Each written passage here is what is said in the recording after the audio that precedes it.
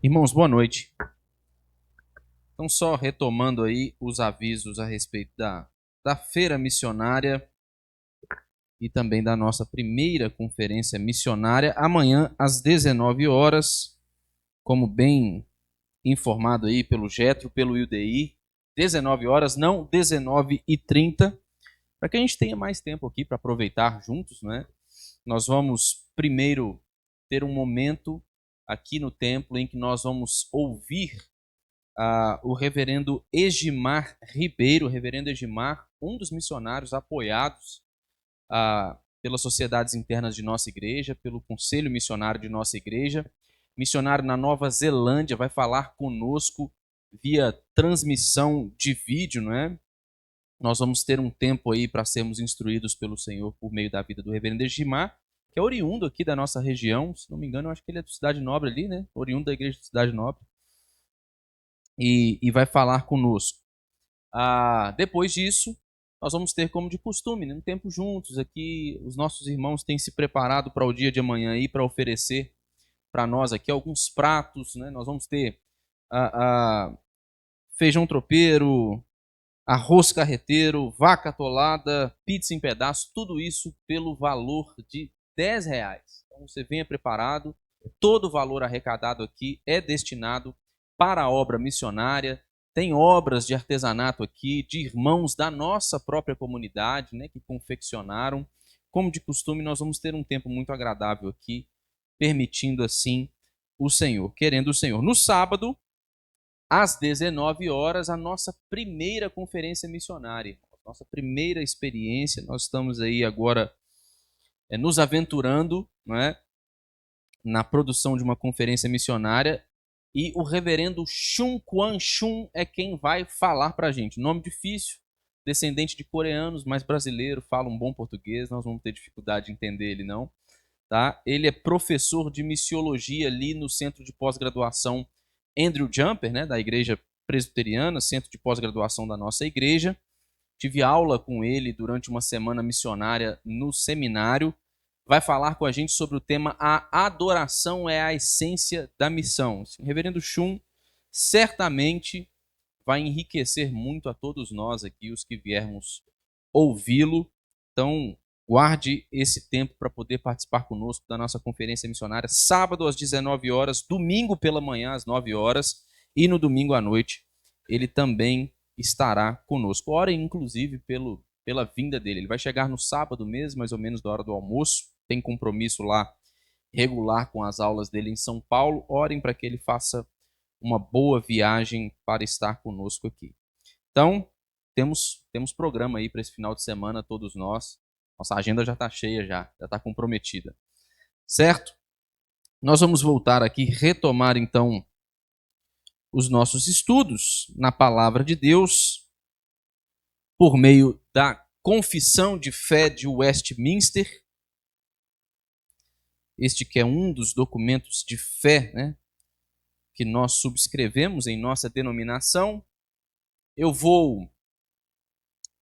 minha intenção, e eu acho que a gente vai conseguir fazer isso até com certa rapidez, eu vou começar a falar com os irmãos do capítulo 28, mas primeiro eu tenho que passar pelo último parágrafo, um parágrafo bem pequenininho do capítulo 27 da Confissão de Fé, que fala acerca dos sacramentos de um modo geral, né? Fala dos sacramentos de um modo geral, e o capítulo 28 ele introduz o tema do batismo, vai falar do batismo, no capítulo 29, posteriormente aí vai falar sobre a ceia do Senhor. Então nós temos aprendido ao longo das últimas semanas, estudando sobre os sacramentos de um modo geral aí no capítulo 27, que eles ocupam um lugar muito importante na nossa vida eclesiástica, né? Na vida da igreja. Por quê? Porque são meios de graça que foram divinamente instituídos. Os sacramentos, como nós o conhecemos, segundo a descrição da própria Bíblia, eles são meios de graça, ou seja, eles são meios através dos quais a nossa relação, nosso relacionamento com Jesus Cristo e com Deus o Pai, eles são fortalecidos, são moldados, eles ganham contornos cada vez mais claros. E além disso, nós temos atribuído tamanha importância aos sacramentos, naquilo que diz a Bíblia e naquilo que diz também a Confissão de Fé de Westminster, dado ao fato de que estes sacramentos, o batismo e a Santa Ceia, eles são sinais e selo do pacto da graça. Isso foi o que nós vimos, por exemplo, no primeiro parágrafo do capítulo de número 27, mas vale sempre a pena salientar aí este ponto.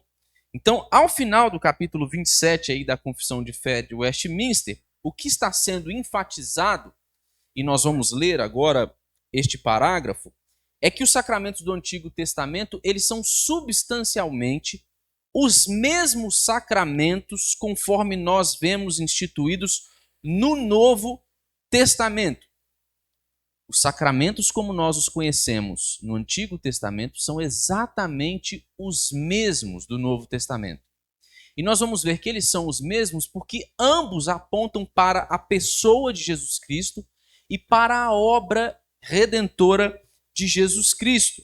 E em seguida, no capítulo 28, que a gente vai estudar também, pelo menos o primeiro parágrafo aí, nós vamos ver a confissão de fé falando mais especificamente sobre o batismo como um sacramento do Novo Testamento, instituído por Jesus Cristo e com um significado muito rico espiritualmente para as nossas vidas. Então nós vamos ler aí o último parágrafo, o parágrafo 5º do capítulo 27, para que nós possamos começar aí a refletir, a pensar sobre este caráter de unicidade substancial dos sacramentos conforme descritos, tanto no Antigo Testamento quanto no Novo Testamento.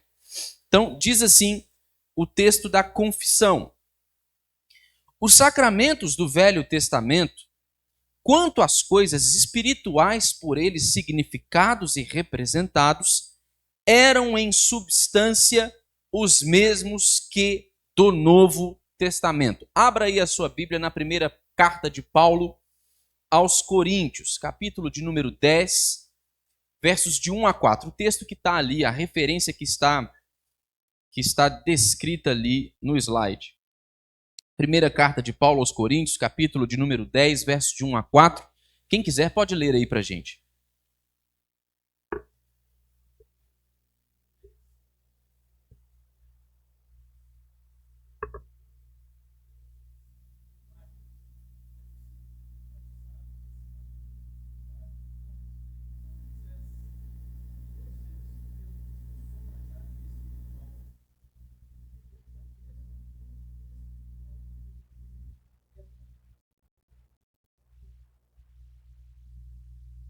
Então vejam bem, o que o conteúdo do parágrafo que nós lemos aí descreve para nós? Descreve para nós que, embora a forma externa dos sacramentos, conforme descritos no Antigo Testamento e no Novo Testamento, elas sejam distintas, elas sejam diferentes, estes sacramentos, eles são os mesmos, porque eles possuem uma realidade espiritual que aponta para a pessoa de Jesus Cristo e para o conteúdo da mensagem do Evangelho.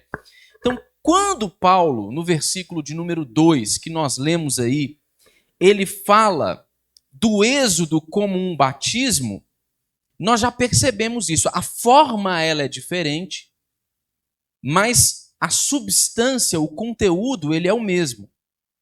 Paulo está falando sobre o êxodo do povo de Deus, do povo de Israel, da nação do Egito para a terra prometida.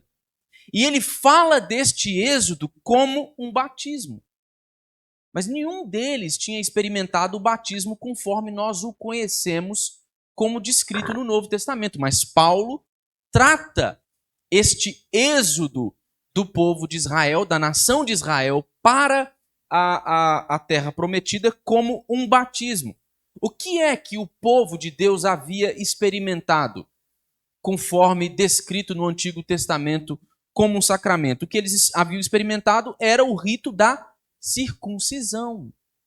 Mas Paulo fala da experiência da igreja do Antigo Testamento como um batismo, muito embora eles não tenham recebido o batismo cristão como nós o conhecemos no Novo Testamento. Agora, abra aí a sua Bíblia, no texto que nós lemos no início aqui, Colossenses capítulo de número 2, versículos 11 e 12.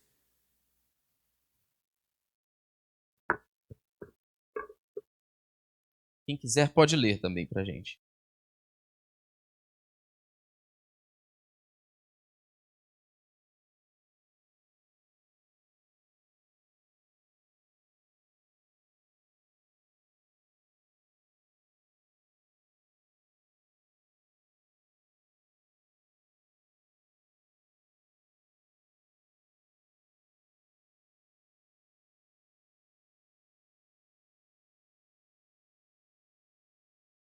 Agora veja como o apóstolo Paulo estabelece a mesma correspondência entre os sacramentos, mas de uma maneira diferente. Ele agora fala dos crentes do Novo Testamento, ele fala aos seus irmãos colossenses como tendo sido circuncidados. Mas ele está falando de uma circuncisão espiritual, não feita na própria carne. E ele estabelece uma correspondência entre a circuncisão e o batismo. Vocês foram circuncidados, mas ele vai estabelecer uma correspondência entre circuncisão e batismo. E ele está falando aí da nossa união com Cristo como sendo a verdadeira circuncisão sinalizada pelo rito do batismo cristão. Pode ser que alguns daqueles crentes ali, colossenses, a julgar que no início da comunidade cristã, da igreja cristã do Novo Testamento, majoritariamente a igreja era formada por judeus que haviam se convertido à fé cristã. Pode ser claramente que haviam pessoas ali que haviam experimentado o rito da circuncisão conforme estabelecido na aliança do povo da nação de Israel. Mas certamente havia um grande número de pessoas que não haviam experimentado a circuncisão. Não haviam passado por esse rito, mas contudo eles haviam sido batizados. E Paulo estabelece uma correspondência entre estes sacramentos, que são, na verdade, um só sacramento. E do mesmo modo, nós vamos ver que a Páscoa no Antigo Testamento, na primeira carta de Paulo aos Coríntios, ela é paralela à ceia do Senhor no Novo Testamento. Paulo também estabelece uma correspondência entre a Páscoa e entre a ceia do Senhor, entre o sacramento da ceia do Senhor. 1 aos Coríntios, capítulo 5, versos 7 e 8.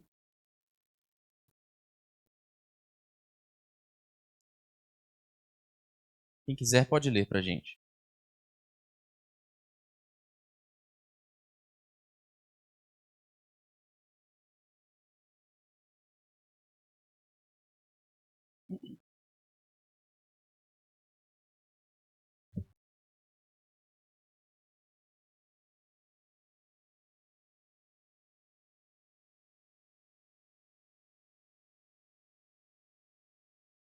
Então veja só, Paulo fala no capítulo 5 se valendo de uma linguagem que faz referência à Páscoa, à Páscoa judaica. Mas no capítulo 11 a gente vai entender do que Paulo está falando de fato. Capítulo 11, versos 23 a 26. Nós vamos ver essa correspondência entre a Páscoa e a Santa Ceia. Capítulo 11 de 1 aos Coríntios, versos 23 a 26.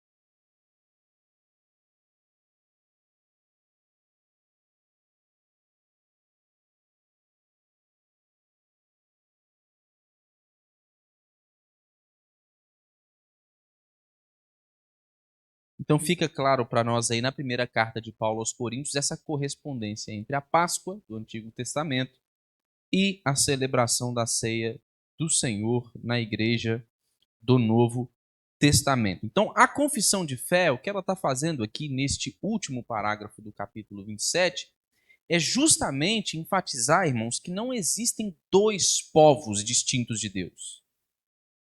Tá? Não existem duas economias independentes da salvação. Não existia um povo no Antigo Testamento e um povo no Novo Testamento. Um modo de salvar no Antigo Testamento e um outro modo de salvar no Novo Testamento. Mas existe apenas uma aliança da graça que se manifesta de diferentes maneiras ao longo da história da redenção, mas sempre apontando para a pessoa de Jesus Cristo e apontando para a obra redentora de Jesus Cristo. Vocês querem ver mais claramente aqui? Nós temos alguns elementos de correspondência entre estes sacramentos, né? Então nós falamos de circuncisão e batismo como sendo correspondentes um com o outro, não é? Portanto, o mesmo sacramento. E nós falamos da Páscoa e da ceia do Senhor como correspondentes, representando um mesmo sacramento. No caso da circuncisão e do batismo, por exemplo, existem algumas evidências de correspondência entre ambos. Primeiro, tanto a circuncisão no Antigo Testamento, do povo de Deus na igreja do Antigo Testamento, quanto o batismo no Novo Testamento, eles eram administrados uma única vez. Não é? Bom, existem denominações no círculo evangélico aí que batizam as pessoas mais de uma vez. Mas isso não é o comum na tradição cristã. Inclusive, nós encaramos essa prática como sendo uma prática não condizente com o ensino da Escritura. Até mesmo uma prática herética, sabe? Isso não corresponde ao que a Bíblia ensina. Existe denominação que faz isso, mas não é o que a Escritura ordena. Tanto a circuncisão no Antigo Testamento quanto o batismo, eles eram administrados uma única vez. Não é? Outra evidência de correspondência. Tanto a circuncisão no Antigo Testamento quanto o batismo no Novo Testamento, eles são um sinal do ingresso na comunidade da aliança. Não é verdade? Quando uma criança era circuncidada no Antigo Testamento, este era um sinal de que ela fazia parte agora do povo da aliança, e o batismo ele é também um sinal de que essa pessoa agora faz parte da igreja de Cristo, parte do corpo da fé, é um membro do corpo de Jesus Cristo. Uma outra evidência de correspondência entre circuncisão e batismo é que tanto a circuncisão no Antigo Testamento quanto o batismo no Novo Testamento, eles apontam para a purificação dos pecados e para a justificação pela fé. Todos eles apontam para uma obra que é realizada pelo próprio Deus. Uma obra na qual nós não temos participação. Veja só, isso vai ficar um pouquinho mais claro para nós mais à frente, mas nós não temos participação na nossa salvação. Nós temos participação ativa, sim, no desenvolvimento da nossa salvação. No nosso processo de maturação espiritual, de santificação, não é? Nós somos chamados pelo Senhor a nos envolvermos ativamente com todo este processo. Contudo, nós não temos qualquer participação na nossa própria salvação. É Deus quem salva. É Deus quem provê os meios para a nossa redenção. É Deus quem nos purifica do nosso pecado. É Deus quem nos justifica pela fé em Cristo Jesus. E tanto circuncisão quanto batismo são evidências disso. E uma outra evidência de correspondência é que, no caso tanto da circuncisão quanto do batismo, o receptor, né, a pessoa que passava por este rito, né, passava e passa, né, ela é passiva, né, ela recebe essa marca de um outro. Ela não tem nenhuma participação ativa, indicando justamente a realidade de uma obra que o próprio Deus realiza na vida do seu povo. São evidências de correspondência, por exemplo, entre a circuncisão e o batismo. E entre a Páscoa e a ceia do Senhor?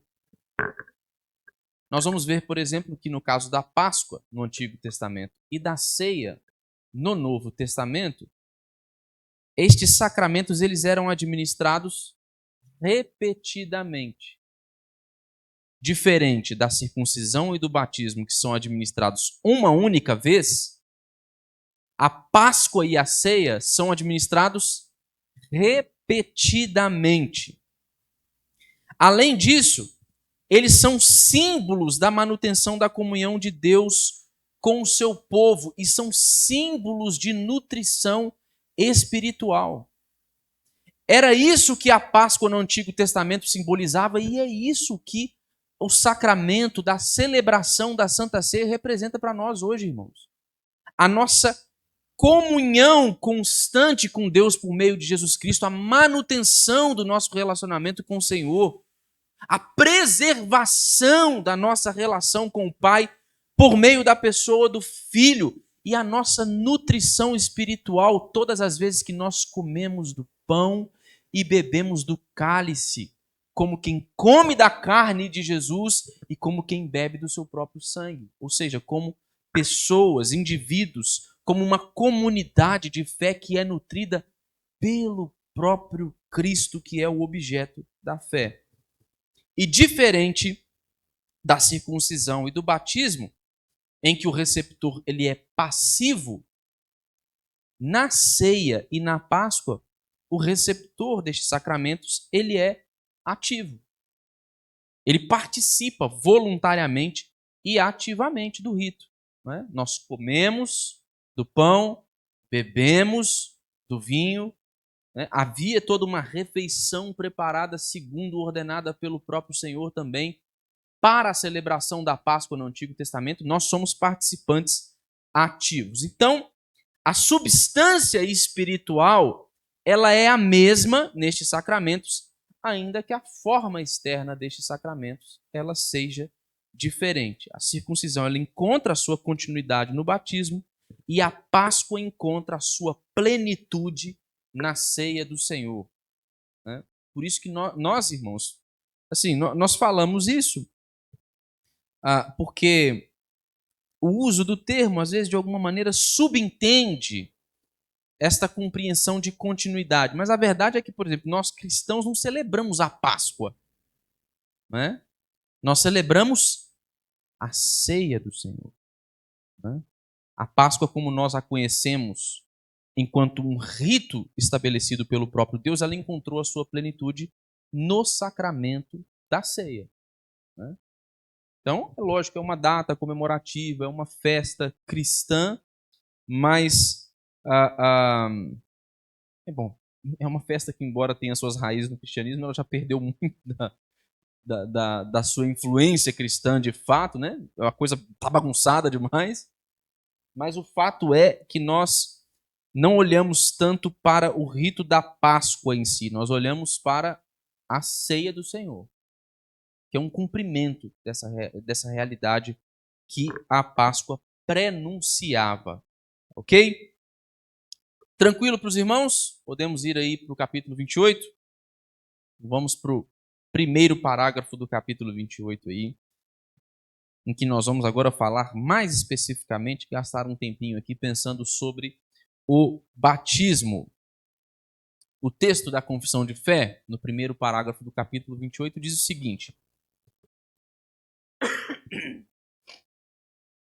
o batismo é um sacramento do Novo Testamento instituído por Jesus Cristo, não só para solenemente admitir na igreja a pessoa batizada, mas também para lhe servir de sinal e selo do pacto da graça, de sua união com Cristo, da regeneração, da remissão dos pecados e também da sua consagração a Deus por Jesus Cristo, a fim de andar em novidade de vida.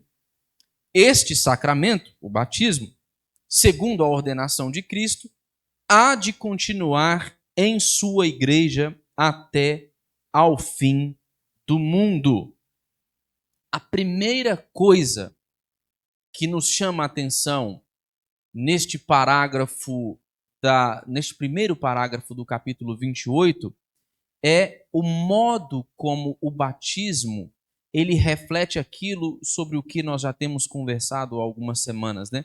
O modo como estes sacramentos eles são divinamente instituídos. Logo no início do parágrafo, os nossos irmãos da Assembleia de Westminster chamam a nossa atenção para isso. O batismo é um sacramento do Novo Testamento instituído por Jesus Cristo, pelo próprio Deus, na pessoa do Filho.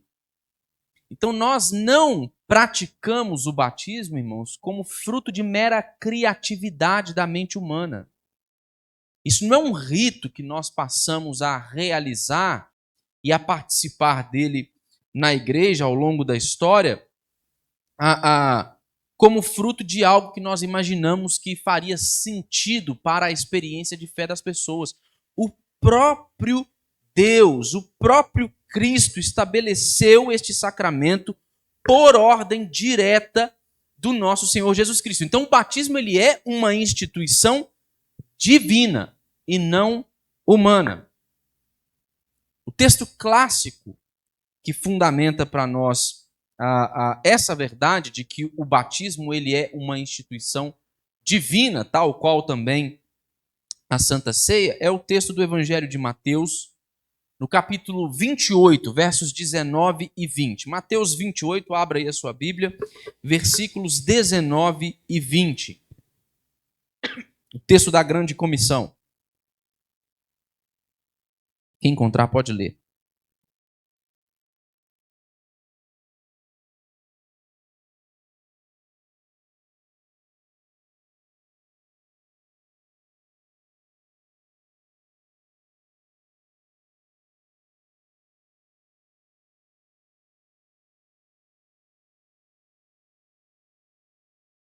Então, o nosso Senhor Jesus Cristo nos diz que nós devemos ir por todo mundo pregando o evangelho, está falando isso aos seus discípulos, fazendo o quê? Batizando estes novos discípulos no nome do Pai, do Filho e do Espírito Santo. Então, o batismo, que é instituído divinamente, é descrito no texto da Grande Comissão aqui como parte essencial da Grande Comissão. O batismo ele está intimamente associado, ligado, irmãos, à missão da igreja. Se nós pregamos o evangelho, mas não batizamos as pessoas, não as incorporamos por meio do batismo no seio do corpo da fé, na igreja de Jesus Cristo, nós não estamos cumprindo devidamente a nossa missão. Cumprir a nossa missão enquanto povo de Deus, enquanto discípulos de Jesus, implica necessariamente batizar pessoas, administrar este sacramento. E o que é que Jesus disse no texto da Grande Comissão?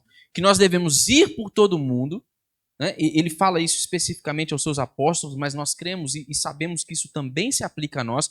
Nós devemos ir por todo mundo, pregar o evangelho, fazer discípulos, batizá-los no nome do Pai e do Filho e do Espírito Santo, e nós devemos fazer isso até o fim do mundo, até a consumação do século. Por quê? Porque isso está enraizado na promessa da presença permanente de Cristo com o seu povo. A realidade da administração do batismo, deste sacramento, está enraizada na promessa da presença de Cristo com o seu povo. Então o batismo, irmãos, ele não pode ser reduzido a uma prática opcional. Primeiro, porque ele não foi instituído por homens, ele não é fruto da criatividade da mente humana, ele é instituído pelo próprio Deus na pessoa de Jesus Cristo, ele é ordenado para que seja praticado como parte da grande comissão e parte integrante da missão da igreja, portanto, ele é uma ordenança obrigatória, ele deve ser fielmente observado e administrado pela igreja de Jesus Cristo. e deve ser feito em conformidade com a ordenança de Jesus. Não só nós não devemos fazer vistas grossas para a administração deste sacramento, não somente nós não devemos considerar a prática do batismo uma prática opcional, como também nós não devemos fazê-lo de qualquer maneira, irmãos.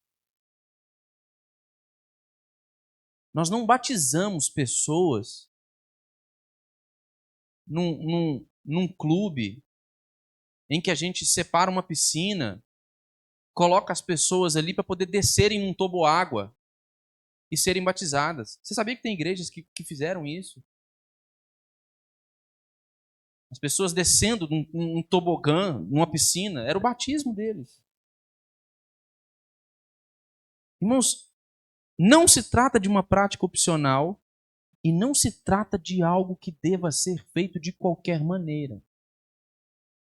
Eu sei que existe uma discussão a respeito da forma, mas há respaldo suficiente, tanto naquilo que se pode inferir do conteúdo da própria Escritura, quanto na tradição da igreja, para que se batize por meio daquelas formas que são as formas como nós a conhecemos, que majoritariamente são administradas no seio da Igreja de Cristo, espalhada pelo tempo e pela geografia.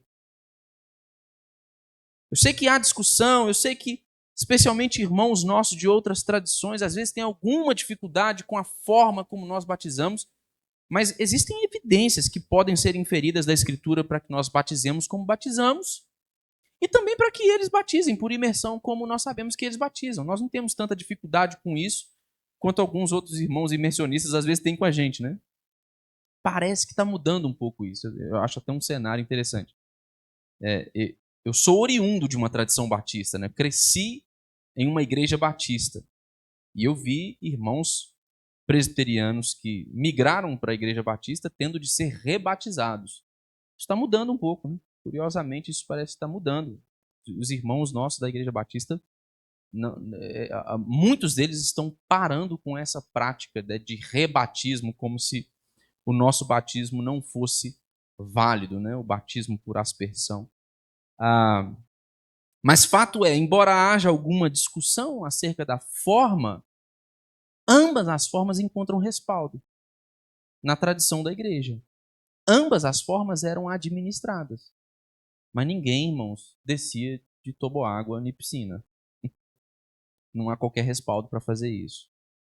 Isso é negligência com a administração do sacramento, com o que ele sinaliza, com o selo que ele representa. Isso é falta de seriedade. Isso é fazer a coisa de maneira irrefletida, impensada, tola. Isso é brincar com as coisas do Senhor. Não é assim que nós fazemos as coisas no reino de Deus, tá bom? Então, isso é o que se pode pensar aí acerca da instituição divina do batismo como um sacramento. O que nós vemos também neste parágrafo aí é que o batismo ele é o rito de iniciação da vida cristã. Então o texto diz que o batismo é um sacramento do Novo Testamento, instituído por Jesus Cristo, não só para solenemente admitir na igreja a pessoa batizada, né? Aí ele vai falar que não somente para isso, mas implicando que ele é para isso. Não é só para isso, mas é para isso também. Ele é um rito de iniciação da vida cristã. O batismo serve ao propósito de admitir na igreja aquela pessoa que foi batizada. Ele marca a entrada oficial de uma pessoa na igreja de Cristo, na igreja visível como nós a conhecemos. O batismo ele é uma evidência da participação de uma pessoa no pacto da graça. É uma evidência de que ele é parte da família da aliança. Veja o que o apóstolo Paulo declara na sua primeira carta aos Coríntios, no capítulo 12, no versículo 13. Primeira carta de Paulo aos Coríntios, capítulo 12, versículo 13. Quem quiser pode ler para a gente.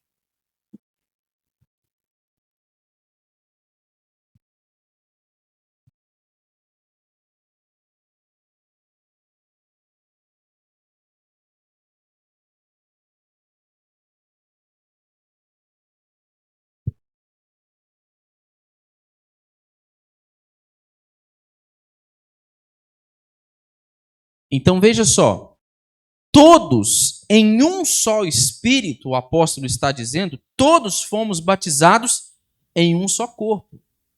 O batismo marca a nossa admissão no corpo da fé. E não somente isso, não somente o batismo constitui um sinal visível do nosso pertencimento ao povo da aliança, ao povo de Deus, mas o batismo, ele marca a nossa admissão no meio da família da aliança, do povo da fé, do povo de Deus, quebrando barreiras étnicas, sociais e culturais. Então é um corpo só, quer judeus, quer gregos, quer escravos, quer livres, todos foram introduzidos neste mesmo corpo. Esse é um sinal maravilhoso. O batismo ele une os crentes como membros de uma só família espiritual, todos confessando que pertencem a Jesus Cristo. Não importa de onde eles sejam, não importa quando eles tenham nascido, não importa em que contexto eles vivam, não importa a cor deles, a nacionalidade deles, não importa a cultura dominante em que eles vivem, não importa, nenhuma dessas coisas é importante, porque o batismo é um sinal visível do nosso pertencimento ao povo de Deus que quebra barreiras étnicas, sociais e culturais. É para todas as pessoas. É para todas as pessoas. Isso é uma bênção, irmãos. Isso é maravilhoso. Mas uma coisa que fica bastante evidente neste parágrafo é um significado espiritual quíntuplo do batismo. Existem pelo menos cinco questões, símbolos espirituais aí para os quais o batismo aponta, conforme descrito aí no primeiro parágrafo do capítulo 28 da Confissão de Fé. Então, o batismo ele é dotado de profunda riqueza simbólica e espiritual, e o texto da Confissão nos aponta isso. Primeiro o texto vai nos dizer que o batismo ele tem o fim de nos servir como sinal e selo do pacto da graça. O batismo ele é um sinal e selo das promessas divinas de redenção para o seu povo. Paulo usa essa linguagem para poder falar a respeito da circuncisão no capítulo 4, no versículo 11 de Romanos. Então, abra sua Bíblia aí em Romanos, capítulo de número 4, versículo 11. Paulo vai referir-se aí à circuncisão como um selo da justiça da fé. Quem quiser pode ler para nós aí.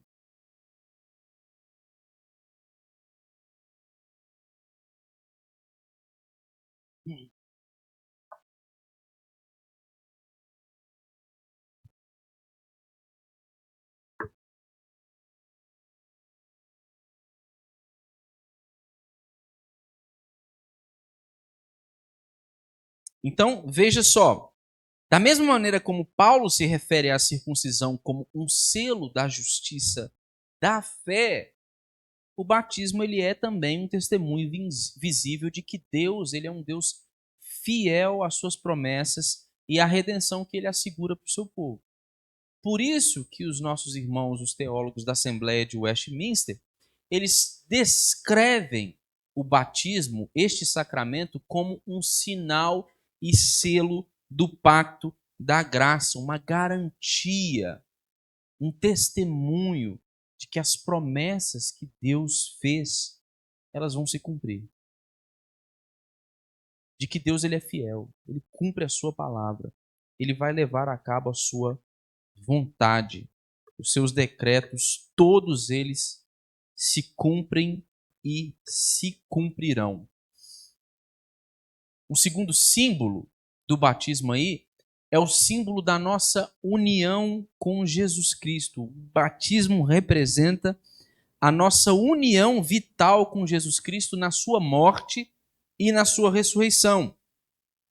Nós já lemos o texto de Colossenses 2, no capítulo 11 e 12, aí, em que Paulo declara que nós fomos sepultados com Cristo no batismo, e também nele, no batismo, fomos ressuscitados com Cristo. Ou seja, Paulo está descrevendo a nossa união com Cristo em sua morte e em sua ressurreição por meio do batismo. Sendo o batismo um sinal visível desta realidade invisível. Agora veja o que ele vai falar escrevendo aos Gálatas. Gálatas, capítulo de número 3, versículo 27.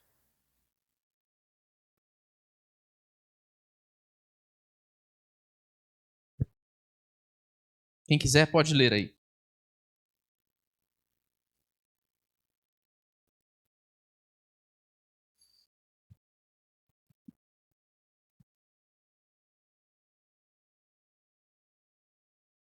Então, mais uma vez aqui, o batismo é descrito como um sinal da nossa união mística com Jesus Cristo. Primeiro, Paulo, escrevendo aos Colossenses, fala que no batismo nós somos mortos e ressuscitamos com Cristo, fomos sepultados e também ressuscitados com Cristo. E agora ele fala que por meio do batismo nós nos revestimos de Cristo. E essa linguagem que aponta para este ato de vestir a Cristo, né, como se fosse uma roupa, é uma das metáforas do Novo Testamento para indicar a nossa união com Jesus, para indicar a nossa união com Cristo. Então, essa linguagem neotestamentária, essa linguagem do apóstolo Paulo aqui, aponta para o fato, irmãos, de que há um vínculo inseparável entre Cristo e o seu povo, para o qual o batismo sinaliza, para o qual o batismo aponta. O batismo aponta para o quê?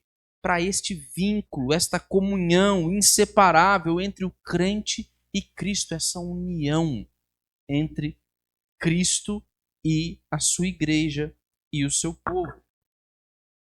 Além de ser um selo e sinal do pacto da graça, e além de apontar para a nossa união com Jesus, o batismo também ele é um símbolo de regeneração. Não é? O texto que nós lemos da confissão diz que o batismo serve como sinal e selo do pacto da graça, um sinal de nossa união com Cristo e um sinal da nossa regeneração, ou seja, um símbolo, um sinal do nosso novo nascimento, o novo nascimento que foi operado pelo Espírito Santo em nossas vidas. Abra aí a sua Bíblia no Novo Testamento, na carta de Paulo a Tito, capítulo de número 3, versículo de número 5. Veja só o que o apóstolo Paulo fala.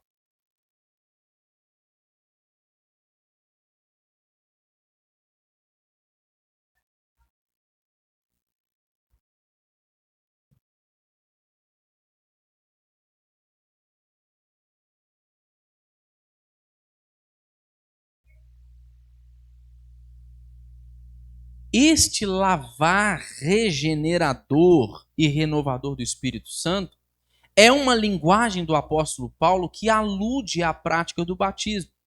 Contanto, nós sabemos que na nossa tradição, na tradição reformada, o batismo ele não confere a regeneração. Nós não somos regenerados pelo ato do batismo em si. Ninguém é regenerado quando tem um punhado de água despejado sobre a sua cabeça. Tá? Não é isso que o texto está dizendo ou que eu estou querendo dizer. Mas a linguagem que refere-se a este lavar regenerador é uma linguagem que alude ao batismo, que não confere regeneração automaticamente, mas que é um sinal visível desta obra que acontece interiormente. Então, o batismo, ele sinaliza o quê? Ele aponta para o quê? Ele não regenera, mas ele aponta para essa regeneração. Ele aponta para essa lavagem interior do espírito. E ele garante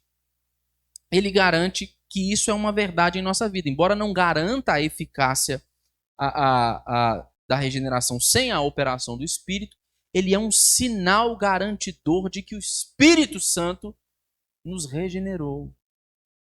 nos fez nascer de novo. Essa é uma realidade, uma simbologia espiritual também do batismo. Em quarto lugar, além da regeneração, o batismo é um símbolo também da remissão dos pecados. É o que diz o texto. Então, a água do batismo, ela é um sinal, ela é um símbolo que aponta para a purificação espiritual que Jesus Cristo concede no seu sangue. Atos capítulo de número 2, verso de número 38. Quem encontrar pode ler para a gente. Atos 2, 38.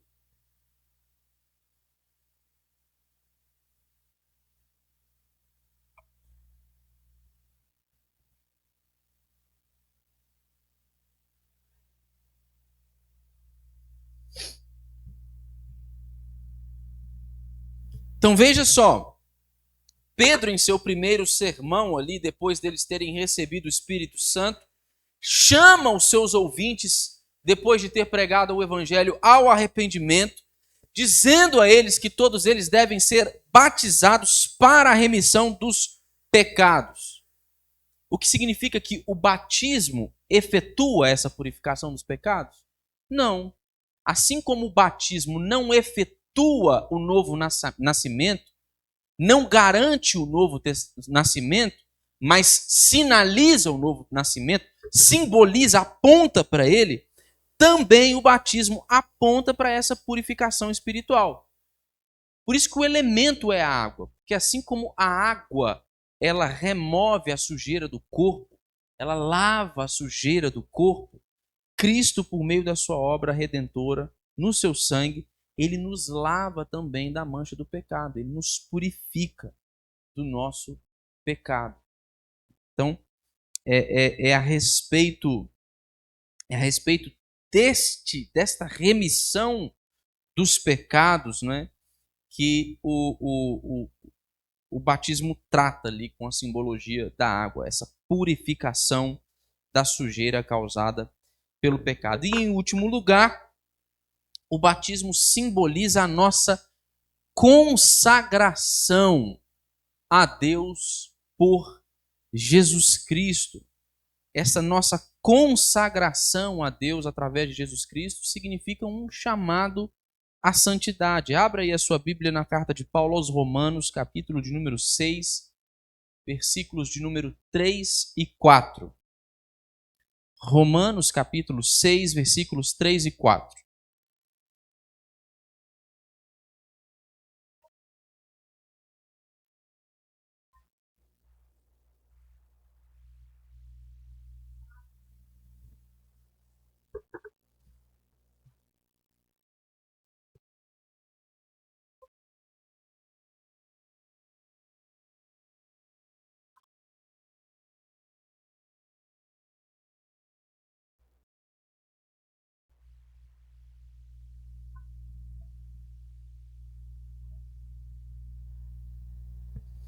Então veja só, sempre que a Bíblia fala na dinâmica do Evangelho sobre morte, ela fala sobre morte como um fim para algo. Ela fala da morte como encerrando algo, mas como também marcando o início de uma outra realidade. Por que isso? Por que a morte não encerra definitivamente as coisas e acabou-se a história? Porque não foi assim que aconteceu com o nosso Senhor Jesus Cristo. Nós cremos, esperamos, estamos firmes nesta esperança de que nós também iremos ressuscitar dos mortos. Assim como Jesus passou pela morte, venceu a morte, ressurgiu dos mortos, ele garante que nós também iremos ressuscitar dos mortos. Então, sempre que a morte é pontuada, ou sempre que se aponta para a morte no Novo Testamento, aponta-se para a morte no contexto da redenção, sinalizando o novo, término daquilo que era antigo, que era velho, para o início de algo novo. E Paulo está falando aí de nós termos sido batizados com Cristo Jesus em sua morte, para que nós agora andemos em novidade de vida, ou seja, nós morremos para a antiga vida de pecado, de escravidão, de sujeição aos desejos da nossa própria carne, e agora nascemos para vivermos as nossas vidas para o Senhor, cumprindo assim a nossa vocação, cumprindo assim a vontade de Deus, que nos criou para a sua própria glória e para que nós tivéssemos nele a nossa satisfação, o nosso deleite, a nossa alegria, o nosso prazer. O batismo nos lembra disso. Nos lembra que nós pertencemos a Deus e que, se nós pertencemos a Deus, nós devemos então viver em obediência e santificação diante dele. Nós não morremos para nada, nós morremos para algo. Para vivermos em novidade de vida, para vivermos vida santa. Então, o batismo também aponta para a nossa consagração a Deus, para este chamado à nossa santificação.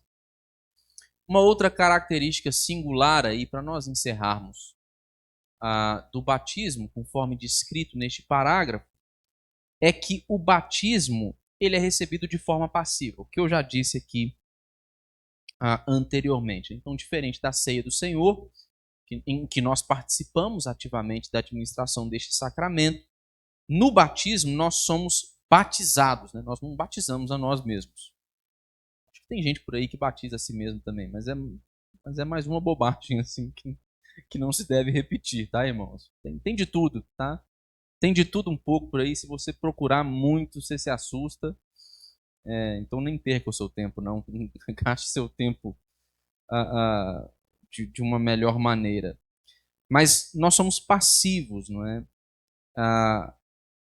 Na administração do batismo. Nós somos batizados, nós recebemos o batismo. E isso ilustra justamente a natureza da regeneração espiritual, a obra do novo nascimento, que não é, como eu disse, uma obra humana, não é uma obra que nós realizamos, mas ela é fruto do ato soberano do próprio Deus.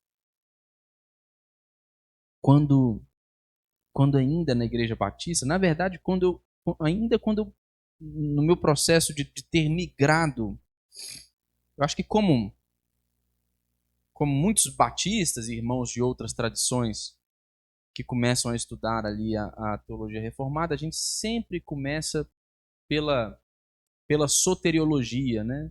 Reformada, calvinista. Nós começamos a entender conceitos como a eleição e aquilo bagunça a nossa cabeça, né? E toda a nossa concepção a respeito da aplicação da salvação. E quando você se convence daquelas verdades, aí você vira o que alguns chamam, né, que é um calvinista de jaula, né? Você fica um bicho meio bravo assim, briga com todo mundo.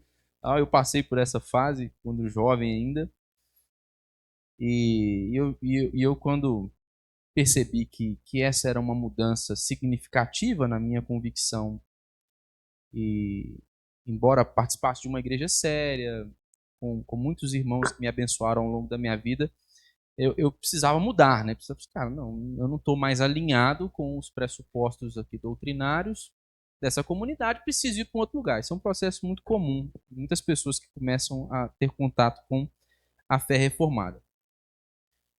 Fui analisar minhas opções, né? Minhas opções no interior de Minas Gerais eram poucas, porque qual que é a igreja de tradição histórica e reformada mais conhecida no Brasil e melhor estabelecida? A Igreja Presbiteriana no Brasil.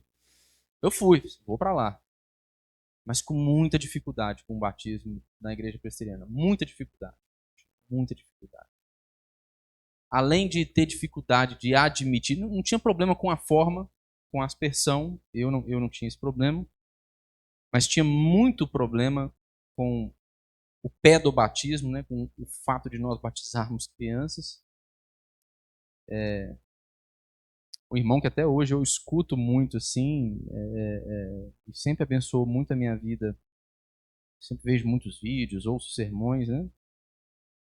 Chegou a afirmar uma vez, de maneira muito infeliz, né? Que o pedobatismo ele era o bezerro de ouro da reforma protestante. Assim, traçando uma correspondência entre o batismo, a pedobatismo na tradição reformada com o batismo da Igreja Católica, o que depois eu vim a descobrir que não tinha nada a ver, né? É como a forma é muito similar ali, você tem uma criança, você tem água e você tem alguém despejando água na criança. Eu falava assim, não, esse negócio isso é coisa do catolicismo, né? Eu tinha muita dificuldade. E além de ter essa dificuldade com o batismo de criança, eu achava feio, sabe? Eu falava assim, não, o batismo por imersão é muito mais bonito, ele é muito mais simbólico, olha que coisa, né? O que começou a mudar a minha compreensão a respeito dessas coisas foi o meu contato com a teologia da aliança. E foi descobrir justamente isso.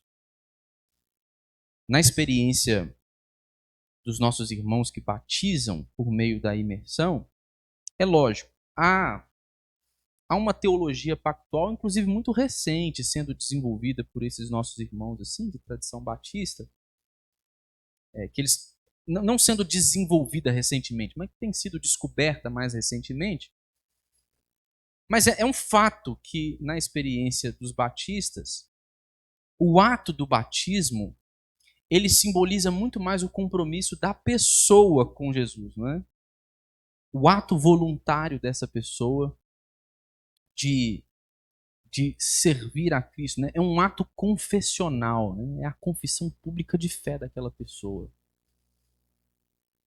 Eu entendi depois, estudando a teologia da aliança, que não.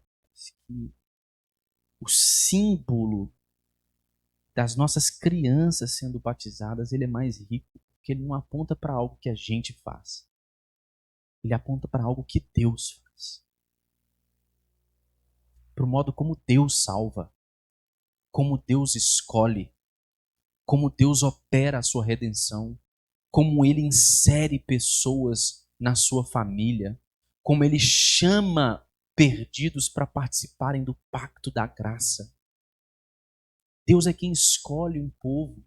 Deus é quem providencia na pessoa de Jesus Cristo um meio para que este povo seja reunido com Ele por meio da obra redentora de Cristo Jesus. É Deus quem faz todas as coisas, não é uma obra humana, mas é um ato soberano de Deus. E é isso que o sacramento do batismo simboliza, irmãos. É isso que ele sinaliza. Por isso que nós somos passivos no ato do batismo. Porque não se trata de algo que nós fazemos. Se trata de algo que Deus faz. Algo que Deus faz. O apóstolo Paulo, em Efésios, no capítulo 2, dos versos 1 a 5, ele vai nos ensinar que nós estávamos mortos em nossos delitos e pecados, mas Deus, segundo a riqueza da sua graça, nos deu vida juntamente com Cristo. Não fomos nós, foi Deus. E o batismo aponta para essa graça irresistível da salvação. Por essa razão, o batismo ele é administrado somente uma vez, refletindo aí a verdade de que essa regeneração espiritual ela é irrepetível, ela se dá uma vez e de forma definitiva. Nós nascemos de novo uma vez somente, somente isso é necessário, de maneira definitiva. Né?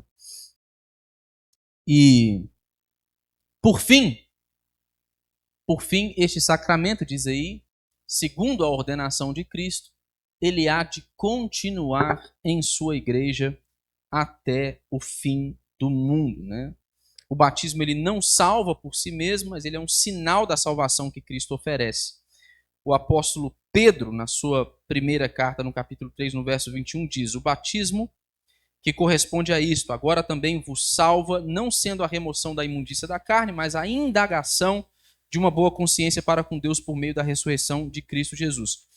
O batismo ele proclama, portanto, a obra de Cristo de forma visível, lembrando o corpo da fé, da fidelidade de Deus. Então, Deus é quem convoca os batizados aí a viverem em obediência a Ele e ao mesmo tempo ele é aquele que consola o seu povo até a consumação do século, até que ele cumpra a sua promessa. Então, portanto, o sacramento é uma evidência dessa presença constante de Cristo com o seu povo até que ele venha, portanto, deve ser praticado. Algumas aplicações pastorais bem rápidas a respeito disso que nós vimos. Primeiro, logo no início nós vimos, ainda no capítulo 27, no último parágrafo, que tanto as formas do sacramento conforme descritas no Antigo Testamento quanto no Novo Testamento referem-se aos mesmos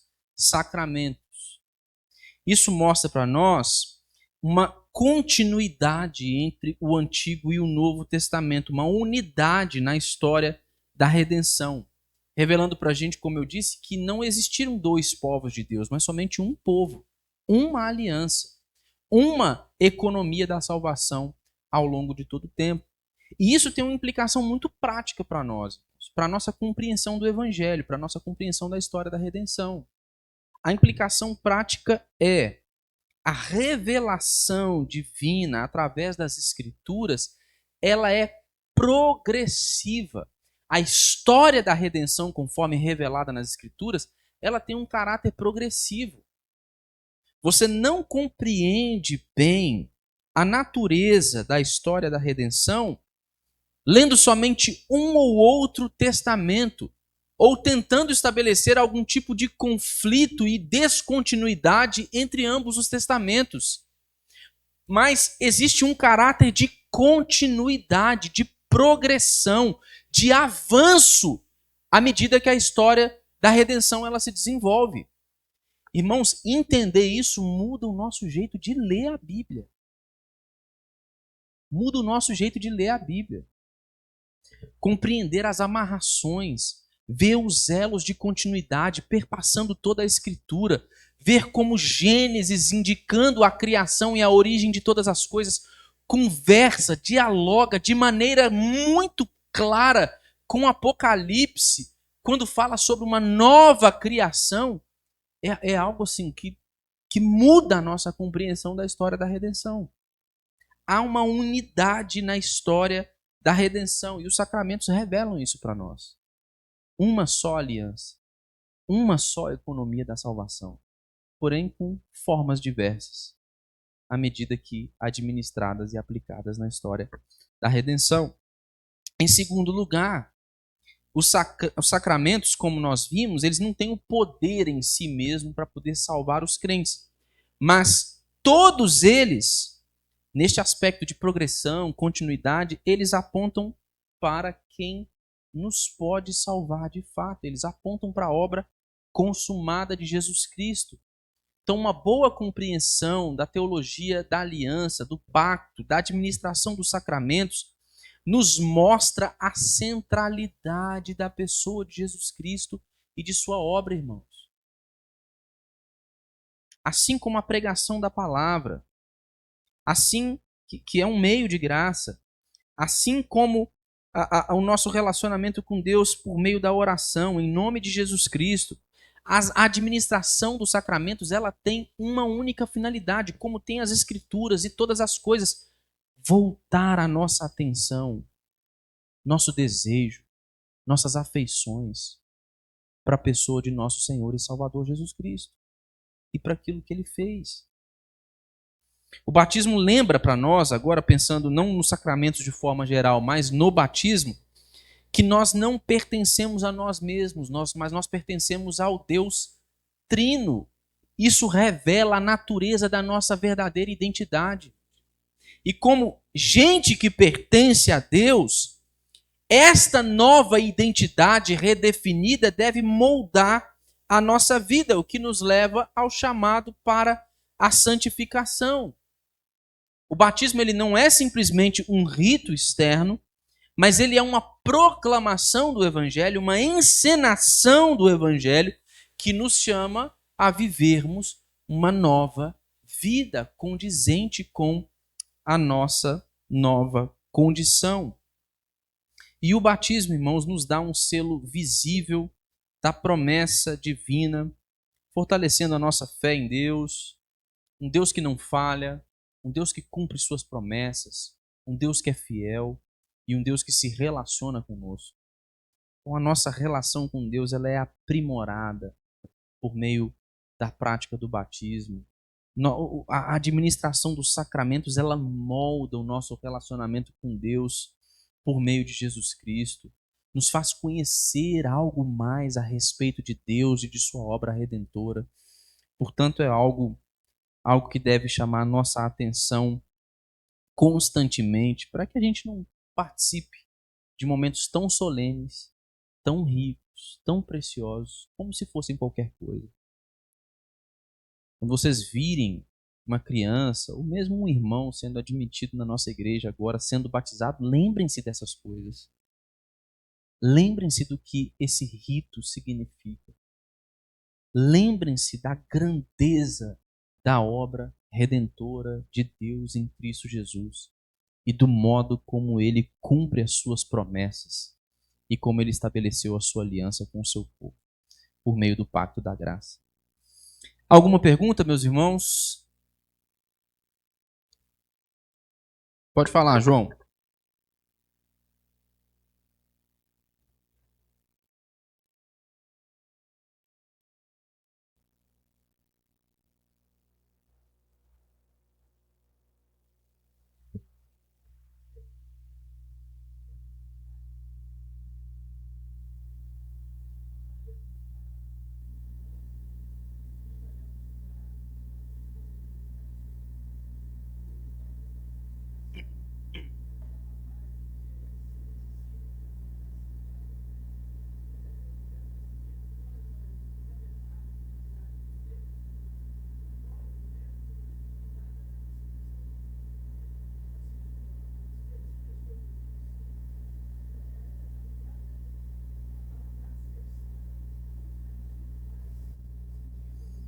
Normalmente, todas as vezes que o Novo Testamento, não todas, né, mas majoritariamente os termos designados no Novo Testamento para poder falar sobre o batismo sempre se relacionam com essa prática da aspersão, né, do aspergir.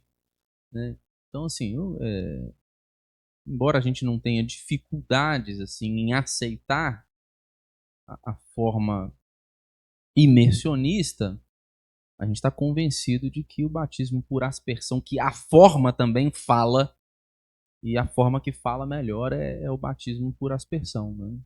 Nós estamos convencidos disso. Então, nós não reputamos esses irmãos que batizam por imersão como não irmãos, ou como irmãos de menor categoria, de modo nenhum. Nós reconhecemos o lugar desta forma da administração do batismo na história do povo de Deus, da igreja, mas estamos convencidos que o jeito que traduz melhor a melhor interpretação da Escritura e do Novo Testamento é o batismo por aspersão, definitivamente.